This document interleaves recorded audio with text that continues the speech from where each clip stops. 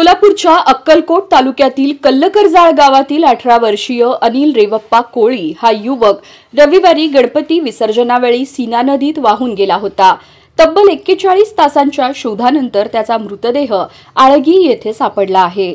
रविवारी सायंकाळी कलमेश्वर मंदिरातील बालगणपती मंडळाच्या मिरवणुकीदरम्यान विसर्जनासाठी नदीकाठी गेले असता अनिलचा तोल जाऊन तो पाण्यात पडला। ग्रामस्थांनी तात्काळ शोध घेतला। शेजारच्या गावातून बोट मागवून रात्रभर प्रयत्न झाले, पण त्यांच्या प्रयत्नांना यश आलं नाही। सोमवारी आपत्ती व्यवस्थापन पथकाने दिवसभर शोध मोहीम राबवली, तरीही तो सापडला नाही। अखेर पंढरपूर येथून अतिरिक्त टीम बोलावण्यात आली।